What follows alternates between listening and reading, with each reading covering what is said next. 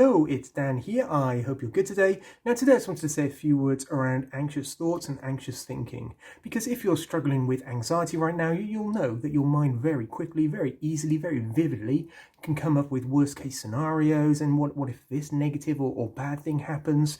And when you start thinking in that way, it leads to feeling even more anxious, even more of those thoughts. And your mind can very easily start going down that path of, this thing is likely to happen, this worst case that will lead to even more negative stuff happening, even worse, even worse, even worse. And often ending destitution or death or losing your job or losing your family and all those kind of things that are very far removed from reality and what's actually going on right now. And that lose track. Anxiety will mean you lose track of the fact, whether this thing you're even thinking, this worst case, is probable or likely, or, whether there's ever any evidence for it. But very easily then all those thoughts fill your mind and you just feel worse and worse.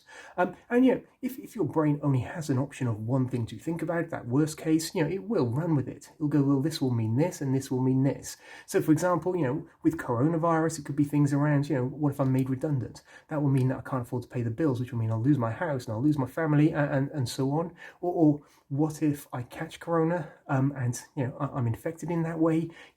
That could mean death and illness and suffering and again, impacts on you and your family and your employment and paying the bills and all that kind of thing. And it's the same in any arena with anxiety, whether it's public speaking or fears, worries, something that might happen, social stuff. Brain comes up with that anxious worst case, that what if this thing happens, and runs with it, and the whole time that loop of anxious thoughts, anxious feelings is just getting stronger and stronger, and you'll feel worse and worse, and it starts to impact on your mental health and how you feel and the kind of stuff you're doing and your well-being each and every day. So certainly we want to do something about that, because like I said, if there's an option of one, your brain will run with it. So one thing I've talked about before is if there's a worst case, then deliberately start to come up with, all right, what would be the best case? Because these things are in the future, they haven't happened yet. So the worst case and the best case are as equally likely or as unlikely. So already you're getting your brain to start to dilute that anxious stuff. And if there's a worst case and a best case, there are many options in between. It's probably as many as you want to think about that could happen. A slightly less bad case, a slightly better case, a brilliant case, a neutral case, something where not a lot happens. A whole range of stuff that you can kind of project and imagine and come up with about what might happen into the future. And even by doing that, you start to dilute some of that stuff and to stop your brain focusing on that one thing and treating it like a thing simply because you've thought it.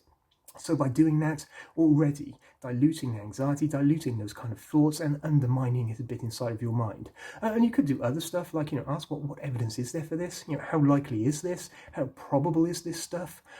Would other people be thinking this about this? Would a scientist think this? Would a doctor think this? Would my best friend think this? What are the facts here? And what is the stuff I'm just projecting and perceiving and conjuring up? Or, even making up inside of my mind because I feel anxious.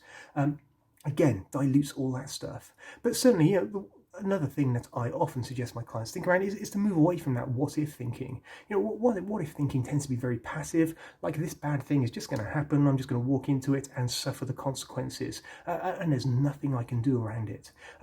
What if I'm made redundant, for example? It's a common one quite right now in terms of the stuff I'm helping people with. But there's still things you can do around it. Even if that was to happen and you didn't want that to happen, there's plenty you can be doing in the meantime. You don't have to just wait until you are made redundant and then kind of go, now I'm redundant, what happens? And start thinking ahead to potential negative consequences. You can retrain on stuff. You can set up on your own. You can look for other jobs. You can work on skills. There's a whole range of stuff that can be done around something like that. Or other anxious stuff, public speaking or social anxiety. You don't have to just go into that situation and just suffer, which is what anxiety will lead you to perceive. You can do breathing exercises, you can rehearse stuff, you can practice stuff, you can develop skills at doing these things, you can get better at doing it, you can treat it like your kind of benchmark, that you'll kind of do other stuff and learn and improve and get better at doing that stuff. So with anything that's coming up, there are steps you can take, things you can do. You can look after your health, you can take action, you can do stuff, you can be proactive in terms of your life, whatever that initial worst case anxious thing is inside of your mind. Like I say, already you can have diluted it by going worst case, best case, other options, options, so that already your brain can't just fixate on one thing and run with it and strengthen that negative association. Already you can challenge it, undermine it, maybe dispute it a bit by looking for the facts, the evidence, and what actually is going on here. But certainly I would move away from that what if thinking and move more to if then kind of thinking. So rather than what if and conjuring stuff, it's very open-ended, and like I say, you kind of have that sensation with the anxiety like you're just going to walk into it and suffer and struggle, and negative consequences are just going to happen.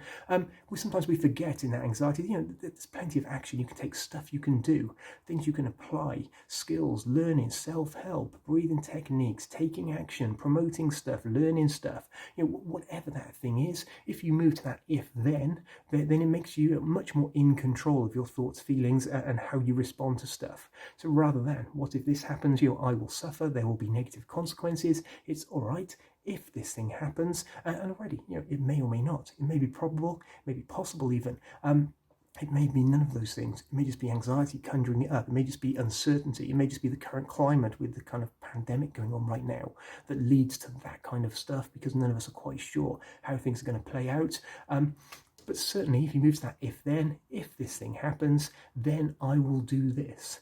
You have that resilience, you have that capability to take action. It's not just that one thing. It's very anxiety will lead you to kind of very narrowly focus on that thing. There are other aspects of life that may be going well, or resources, or people, or things, skills, knowledge, places, times, things you can call upon along that journey. And sometimes we forget that with what if and worst case scenario thinking. And that anxiety kind of clouds that stuff. But there are other aspects in life, other things that can happen, other steps you can take, things you can apply. So if that happens, then, what will you do about it? You don't have to just walk into it like walking into a brick wall and going, ow, and suffering. If this is going to happen, then this is what I can do now. This is what I can do at the time. This is what I will do after. So it becomes very kind of action orientated, very proactive about putting things in place and recognizing that, this one thing, is one thing. There are other things that can happen, other things going on, other things you can do in terms of taking charge of your life and the situation that will lead to feeling calmer, more resilient, and more capable of handling that stuff. So do remember that even if this stuff is going on, even if you're anxious about a particular thing, start thinking about the steps you can take, both now, during that thing potentially, and afterwards, so that if this happens, then you will do stuff around it, and you will get better at being you, and you will find yourself more in control, feeling calmer, feeling more confident, feeling better about stuff, and making progress along this journey of life. So certainly, put those things into place. Worst case, best case, other options, dilute it in your mind. Give your brain more and more options, more choices about what might happen to undermine and dilute that stuff. Dispute some of that stuff, hold it up to scrutiny, that original worst case, that what if thought, and go, what evidence, what facts? Have I ever been wrong? Have I ever thought this stuff before? Which is very common with anxiety. Have I ever been wrong? Have I ever thought that this is going to be really bad, or I'm going to feel anxious, or people are going to judge me, or bad stuff or negative stuff is going to happen that's led to me feeling anxious, only to find it didn't happen? If you've been struggling with anxiety, then that will have happened many times. So again, start to remind yourself of that, because again, kind of drifts out of our awareness, and we forget about it because we're so focused on the next thing that we might feel anxious around. And then keep in mind that even if this thing happens, then there are steps you can take, things that will mitigate it potentially, things that will alleviate it, things that will change it, things that will mean it doesn't kind of unfold in the way you were originally perceiving, that put you, like I say, more in control, feeling calmer, feeling happier, feeling better. So do put those things into place, start challenging that stuff, start diluting it, start twisting that thinking from what if to if then, and I think you'll find that makes a massive difference to the kind of stuff going through your mind, how you feel about stuff that might happen. Like I say, it may not, depending on the thing, it may take away anxiety completely, and you just find yourself calm and confident about the stuff. It may mean it just doesn't come into your mind. It may calm down those feelings. It may just mitigate some of that stuff and allow you to just deal with that thing better. But certainly it puts you more and more in control of the kind of stuff you're thinking, the kind of steps you're taking around it, and how you're choosing to show up in your life. So do put those into place, do take care of yourself, and do take steps to deal with anxious thoughts rather than just letting them run and run and run, and do look after yourself, and I will speak to you very soon. You take care now.